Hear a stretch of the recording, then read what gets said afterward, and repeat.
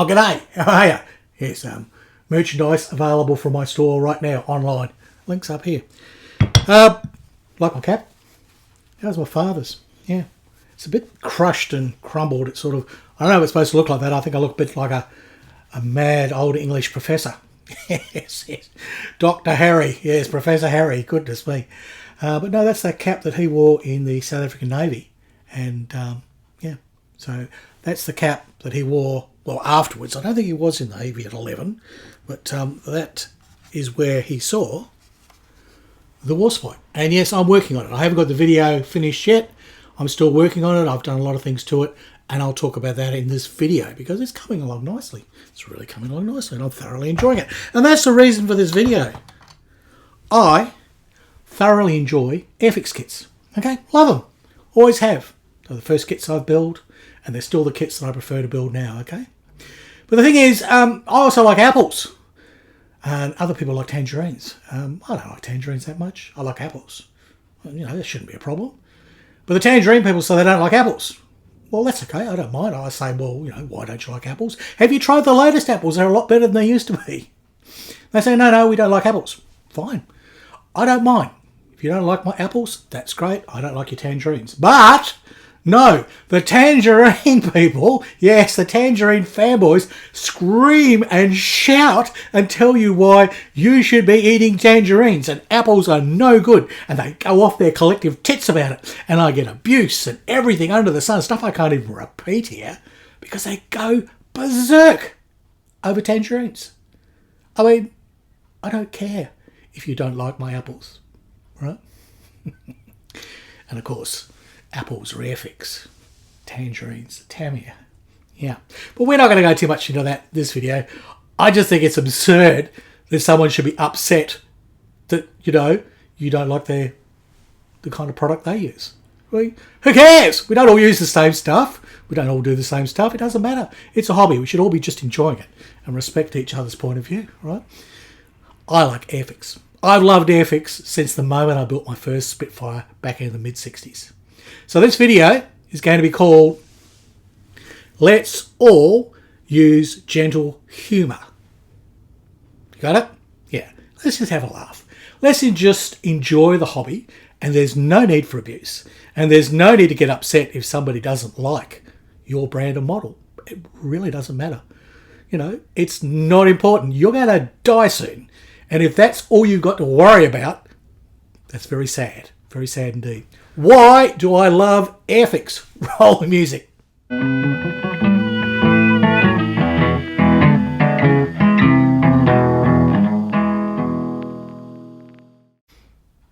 It's a wee bit chilly here this morning. Got my beanie on. Yeah, I've got that. I've got my Frog of the Rivet Counters t-shirt. Merchandise available from the store, as I said. Yes, you too can have. There's other ones. There's Bass the Cat ones and Bingo Bongo ones and all kinds of t-shirts. There's going to be more and more. Make suggestions. I'll get t-shirts made for you. Airfix. Well, I love it. I love it despite its foibles. And I also like it because of its foibles. Now, for instance, this war spike that I'm working on, right? The crane back here, well, the kit part's pretty horrible, okay? If you've ever built this thing, it's sort of one piece and it's flat and it's got no holes in it. It's dreadful. It's sort of what they did back then, and that was acceptable. I mean, Revol kits were like that. Anything was like that. Pyro kits, whatever. All the kits back then, that's kind of what they did. Especially this is 1/600 scale, right? So that's no problem. That gives me an excuse to think up a way to scratch build the gantry, right? So you probably can't really see it very well. Wait until the video comes out, okay? So I scratch built the whole gantry. It didn't take me long, about an hour, okay? And that was fun. Thoroughly enjoyed it. And down the side here, these casement guns, well, they're always sort of a problem with this and the Iron Duke and a number of other of these Airfix ships. They sort of didn't mould very well, and usually by the time you got the kit, the barrels had snapped off because they sort of moulded the barrels on the little round turrets, right, that go in the casement under the deck there. And there's seam lines and a few other things, and it sort of was something that the engineering really couldn't cope with back then, and it just didn't work, okay? So the parts are just useless. That's okay. Another good excuse. 3mm scratch tube, some leftover brass barrels that I've got. Again, another hour job. Put it together. Faster than cleaning it up. I mean, People think that I like crap kits. No. If a kit's really bad and there's a whole lots of problems, like it'll scary fit, right? No, that can go in the bin. That's no good, But I don't mind a kit where there's a few little things that are solvable. But overall, the kit's pretty good. I mean, overall, the Waspot's pretty good. It's a nice shape. It's about right. There's only a few little things you need to do. Detail's fairly good on there. It's all there, right? It's all there in embryo. Now, I suppose that's the thing. Because when I grew up, before plastic kits, my father taught me how to build wood models. He built wooden aircraft. Now, we flew them. So, he built them with rubber band, and then I got motors, little tiny little bloody glow plug motors went in them and flew them on control lines, that sort of thing. And we built gliders we should launch off cliffs and watch go around and then smash to pieces and have no worry, take it home, strip it all down, rebuild it from the ground up out of the balsa wood. We used to sit there in the evenings, there'd be balsa chips everywhere, drove mum bloody crazy. That's what we did, and that was fun. And that's some of the fondest memories I have of my father, was actually building all those balsa wood kits. And then later on when I got the plastic kits, although the strange thing was, his reaction to the plastic Airfix kits, or it's almost like my reaction to Tamiya. Oh, they're too easy. Oh, there's no bloody skill involved in that. You just glue it together, it's done. What's the point in doing that? That's not the hobby. And that was the thing. For him, you started with a block of wood, and out of that, you created the subject, okay? So it wasn't, it's in there like a sculptor. It's inherently in there in the marble, and you got to chip it away. And that's what he did, okay? Plastic injection moulding has made it easier to get to the shapes faster, but you've still got some assembly and some fettling and whatever you. And sometimes it's not as accurate if you want accuracy, right? If you just want something that generally looks like it, most of those old kits were great.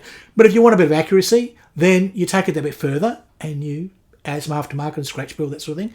Okay, so all that was available, and all of that is fun. One guy said to me, oh, this is ridiculous. I haven't got time to waste on kits where I've got to sand things and got to bloody file things. I just want to get it built as fast as possible and get on with the next one. And he said, his life was too short, and this was it. Mate, if that's what you think life is about, I'd suggest you reevaluate things, because life's about the journey, not the destination. And that's, it's a wanky thing that, but it's very true. It's about what you do and to some extent what you say. I mean, I say a lot of things, but also you'll notice if you watch my videos, I do them. I do scratch build. I do, models with lots of detail. I do a lot of techniques. My money is where my mouth is. What I say is what I do. So that's the thing. And life is about the experience, what you do, what you share with others. If you're just going to throw together a Tamiya kit, requires no skill. What are you going to teach someone? Oh, you just check the box and it's done. You're not passing on information. You're not making things better. You're taking something that's easy. This is like the modern thing of, there's no winners and losers. Everybody gets a medal. It doesn't matter. You get a participation award. No, fuck that. Sorry. Life is about ups and downs. Life is about disappointments and failures and striving for success and having success because you made the effort. That is the truth of it, right? Modelling anything, life is about achieving, and even if all that achievement is, and this is not just a little, if your achievement is simply raising your family, that is fantastic. And if you put your heart into making your kids the best you can, that is terrific, okay? Or if it's your job, or it's your volunteer group, or it's just a matter of you walking down the street and you talk to everybody and you're nice to them, that is it. You are involved in life. That is fantastic. And we all do it different ways. So to say, I want to get through this as fast as possible, get as many done, you're not getting it. You're not getting what life is. And I feel very sorry for you because, that's what you want to do. Admittedly, maybe for you, the painting is the thing and you want to get to that point. Maybe that's what they meant. Get to that point where I can paint it and I would spend hours painting it. That's my creativity. So I suppose for me, the thing is, when they do the psych evaluation for me, right, I am the artistic mathematician. Right? Because remember, I'm a mathematician, degreed, okay? I'm BSCM, okay? I am a mathematician and computer programmer.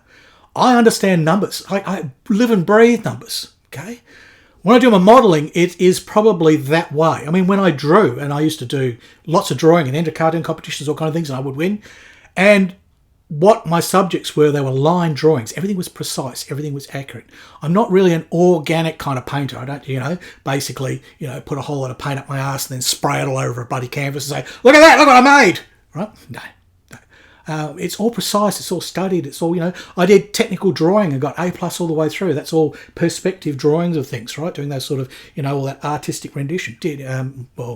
Artistic renditions like architect stuff, okay? That's probably what I'm trying to say. Put your teeth in everything. That was what I did. And I did very well at it. And I loved it. And mathematics, yeah. And you'll notice if you watch my videos, there's a lot of maths in my videos. All right, I try and dumb it down because I know a lot of people hear maths and go, oh no, little eyes roll back, right? They feel sick and fall over. Maths is everywhere. You're using it all the time. You just don't know it. People just get scared. Numbers. Those numbers are going all the time. The universe is mathematics. God is a mathematician. I'm afraid he is. She is. It is. They is. ZZZ is. Now, back to Airfix. Sorry. As usual, I waffled off. But if you watch my channel, this is my style. I will waffle and I will diverge. And that's what I do. If you don't like that, that's fine. I don't mind if you leave. All right? There's the door. If you don't like my style, that's okay. It's a big world. All right? And especially in light of the things that happened this week after basically burying my father, I really don't give a rat's ass anymore. If you don't like me, fine. Just don't abuse me. So yeah, 60s, started with Airfix. My background was building wooden models. So I loved the process of fettling and shaping put together. So give me a plastic Airfix kit and away I went. I mean, one guy commented, I just have to add this bit, if it was too frustrating and difficult, I'd throw it in the bin. What's the point of that? You've got to build Tamiya because it's easy. No, hang on. Back in the 60s, the Airfix kits were great. They did fit for what we considered a good fit back then. The mouldings were better because they weren't worn out with the mouldings now, and I'll get to that in a sec. So really, if the first kit that I got was crap, I wouldn't have built Airfix anymore. But it wasn't. And I was used to doing all these wooden aeroplanes and everything, building all kinds of fantastic things. So I got this plastic one, put it together, and went, wow, it looks like a Spitfire. And we were watching Battle of Britain. I think the movie had sort of come out around then, and was coming out. And anyway, we were all into Spitfires, back then. And so yeah, it looked like a Spitfire. It was great. I made it. I mean, sure, I built it in a day. But that was it. 1/72nd scale bag Spitfire. And I just kept buying them, building them. And then Dad started bringing home the ships, like the Warspite was the first one. So it was something that slowed me down a bit more work. And then I got into more and more complicated builds. And I built all the Apollo 11, right? Apollo? The guys that went to the moon, that fake moon landing that was directed by the guy that did 2001. Yeah, that one. No. So I built all of that. I built pirate ships and I built sailing ships and I built, space ships and I built a lot of ships. And I still kept making wooden models. I built a ginormous, I think, 1/10 scale Spitfire that flew out of balsa. Did all that. So 60s and 70s, I'm building Airfix kits. And I built the odd Revel kit. Didn't think they were much good, actually. They weren't the quality I was used to. Tamiya didn't exist, so I didn't build Tamiya. All right, so that's the thing. I had no knowledge. This is my sphere. So I'm out of it. All right, I'm out of it come, I'm basically in my 20s, so we're talking the 80s.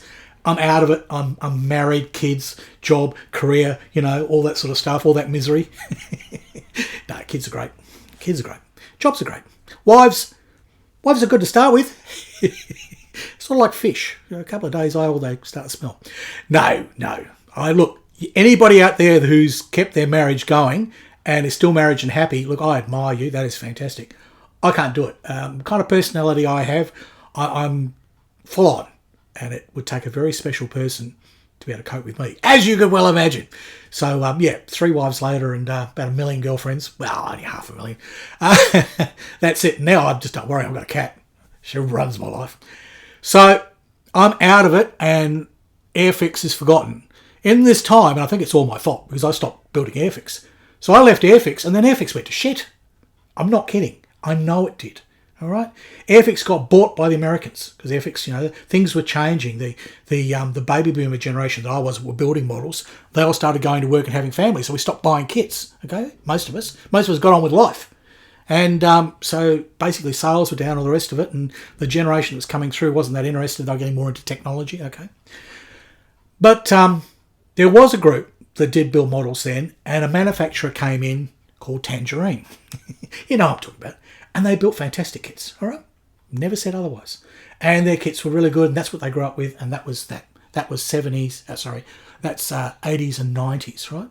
Airfix kits, though, the American consortium cut corners. They basically got the models put out of an old hella factory that was basically going to fall down, and they changed the plastic, And the models were nothing like what I think of when I think of Airfix.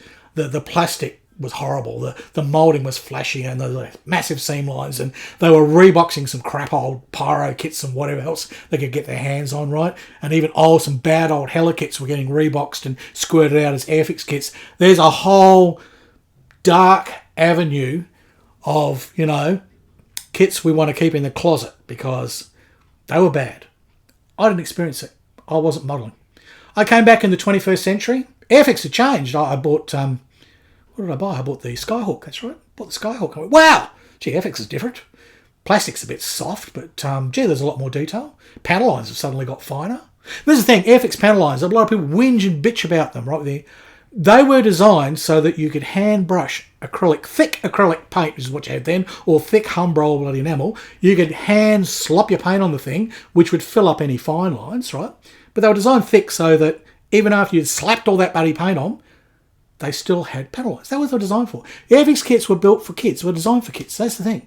And it was designed to be easy to put together and they're kind of fun. You'd have an instant result and away you go. Nobody cared if it was a perfect replica. Nobody had the internet. Nobody knew. I got the kit, told me it was a Messerschmitt, I believed them. Told me these were the colours, I believed them. Gave me some decals and said these are the ones to use, I believed them, right? I had seen the Battle of Britain movie, they looked like the ones out of that, okay? The Spitfires looked like the ones out of that, right? The Apollo, spaceships, they kind of look like this was the thing, point of reference.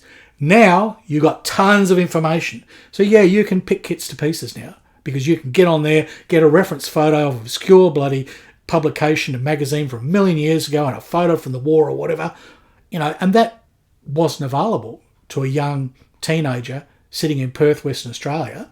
Just basically, nearest model store was way down the hill, about 30 kilometres away or something, and Dad would just buy kits and bring them home to me. The newsagent had little baggy kits and that was it. That was my experience, and I trusted Airfix, and I was quite happy. So yeah, so I do understand if you started and you built the Tangerines and then you tried the Airfix from that period and by comparison they were horrible. Okay, fine. I agree with you 100%. I do not have a problem with that. I won't fight you over it. I know what happened. Come the 21st century, Airfix got their shit together again, apparently, right? And yeah, they're kind of squeezed them out of India with a very soft plastic, but it's better. And it's CAD, right? Computer aided design. Very good. Even my friend Becca has said about some of the newer Airfix kits going, they're approaching Tamiya in their fit, not necessarily their quality, because the Airfix market is completely different, all right? The Airfix market really is for those kids. They build starter kits, and their kits are a lot easier. Like you talk about ease of build, Airfix kits have been relatively easy to build. What has happened over the years is you've got all those bad kits with bad moulding, and sure, there's lots of flash. I mean, the Airfix Victory, when it came out, fantastic kit. Absolutely. I built it. Terrific. But 50 years later, those moulds are rooted. And the plastic is not the right plastic for them. They were designed for a totally different viscosity and sort of formula of plastic. So, yeah, the Airfix Victory, if you buy it now, you open up the box and you go, oh, God, what have I bought? Because we're not used to seeing any flash. And, we don't expect to have to clean mould scenes. It's the, everybody wins a prize. Everyone's equal. No one gets it wrong. That's the world we're in. Okay, and we don't even know what gender we are. I mean, personally, I identify as an Airfix kid. Yeah, I do. From now on, I want you to call me Air Harry. And if you don't do that, I'm going to get arrogant and upset, and I'm going to get very offended. So you better call me Air Harry because that is my preferred gender, and that is my pronoun. What a fucking world. Oops, sorry, I forgot we exceeded our limit of. Okay, so yeah, why do I love Airfix? I love those kits from the 60s and 70s. I reviewed the 1975 E-boat and I compared it to 2000 series Schnellboat from Revo. Same sort of thing, slightly different version, but the same, basically very similar. You can compare them. And also compared to a brand new only release like last year, S38, which is another Schnellboat, but still the same sort of shape and everything. And that was from 4 with latest technology. So you had old Airfix where somebody actually made a model. They created the moulds from that model, right? And then you've got turn of the century Revel where I think probably, again, they kind of would have made a model. I don't think they were using computer-aided design. But, the technology was better and hopefully the moulding processes were better. And then you've got the latest one, CAD, right? Computer spat out this kit. It should be perfect. And when I compared all three, and I expected Airfix to be okay, but it wouldn't stand up. I was quite okay about that. And this is the thing, I wanted to see what's happened in 50 years, because 1975 all the way to 2022, right? And lo and behold, the Airfix kit had a better fit than the Revel. And the Revel kit wasn't bad. I built the Revel kit. It's an old video series. And it's alright, it's a very good kit. I enjoy it. Bit of fettling involved. But the Airfix kit fitted like a glove. Admittedly, I got a 1975 first run white box, okay? If you've got a red box from 1990, remember, Americans are running everything. They've basically sacked everybody, including the tea lady, and they're using second-hand plastic out of a factory that's falling down. Yeah, that's why the kits are crap. That's why the reissues are rubbish. That's why you've got to check every red box and read some reviews. Because you can't get the review of the white box and think that's going to apply to the red box with Airfix. It doesn't. And that is why now Airfix does print on their boxes, tooled this year, released this year. So oh, okay, it's a 50-year-old tool. Now, luckily with sailing ships, they're not as big a market, say like a Spitfire or a Mustang or something like that, right? Millions of those have gone out. Those moulds are, and so, yeah, they're worn out. So that's why Airfix, first thing they did was retool the Spitfires, right? Because, yeah, most popular kit. All right, get the best ones out. So the new Airfix, the new Airfix kit Spitfires are really nice. They're really lovely. They're not tangerine flavour, but they suit perfectly the Airfix buyer. And there's lots of ones they've redone. I wish they'd fix up that Talk of Fury, because there was a video on that. That was the worst Airfix kit I ever built. And actually, I don't think it actually is Airfix tooling. Someone was telling me it was Pyro or something, or some old make, and it had been basically, they'd got the moulds and they'd spat it out with the crap plastic, and I bought it and thinking, Airfix, Hawk of Fury, this should be good. And of course it wasn't. It was terrible. But I fixed it all up, because again, I don't mind fettling. Gave it a snappy paint job, and I did well in competition with it. I don't think it scored first, but got a place, and I was really happy with the result. But, it wasn't the best Airfix kit that I ever built. And that's when I sort of started to do the research and found all the problems. But look, if you want a good kit that goes together really well, that's fun to build, and it's not going to cost you an arm and a leg, you go and look for an old 60s or 70s Airfix kit. Just about all of them are a joy. And there's a lot of subjects. They covered everything. They were the kings of plastic back then. So, there you go. So, that's it. I love Airfix. And those are my reasons. And I still love it now, even though I'm not happy with the Indian plastic. But still, I admire the computer-aided design they're doing now and that stuff. But my heart is still back in the 60s and 70s with those white box kits. And it always will be. Because I'm an old cunt. Oops. edit that, Bask. Because I'm a very old person. Yes, as one person commented on my thing. Yeah, sure, baby boomer. That was their comment to my video. Really? Of course, couldn't you tell? The beard? I mean, 2 seconds in, you should have gone, no, get out of this, I'm not going to enjoy it. No, we'll sit there, we'll get angry, and then we'll start social warrior punching buttons. Gotta love the new generation, No responsibility, no accountability, yep. And no comeback, and just do whatever you like. Yeah. No consequence to your actions. We didn't have that. We got a line, we got slapped by our parents. Yeah. So there you go. Anyhow, look, if you like the content on my channel, like this video, helps the algorithm, pushes things along. You can comment, just be respectful. As I said, let's all use gentle humour. Laugh, tell me a joke, say something nice. If you've got a different point of view, love to hear it. I don't have to be, I don't need people to tell me that I'm wonderful or anything. I don't need that. If you have a different point of view, let me know. Just be nice about it. Be respectful about it. Tell me where you're at. And we can have a good discussion. A lot of the people on that Tamiya video, I had great talk with them about why I felt the way I was, because I couldn't explain everything in the video. And they went, oh, okay, well, that makes sense. Fair enough. I understand now. I mean, they were good. They're open-minded enough. One guy actually commented and said, I started watching this video expecting to comment and, basically give you a big serve of abuse. And then I watched it all the way through. That's him, right? He watched it all the way through and said, mate, very interesting what you said. I don't agree with everything, but tell you what, I'm subscribing to your channel. And that's all I ask. Give my stuff a fair go. You don't have to agree with it. It is my life, my observations, my things. And that's all I'm sharing with you. Because I can. Because I got the conch. All right. If you really, really, really, really like my channel, well, you could basically subscribe. That's a good thing, right? You can hit that super thanks, right? Bing! Put some money in the bank so I can feed back the cat. And you can always go to Patreon and YouTube members, and there you can become a permanent sort of subscriber and sling me $5 a month or something, right? That'd be really good. Really help me out. Keeps me doing these videos. All right, that's enough for now. I hope you enjoyed that and there weren't too many fucks in it for you. Yeah, apologise for those. Okay, it's goodbye from Australia and it's hooroo from Harry Houdini.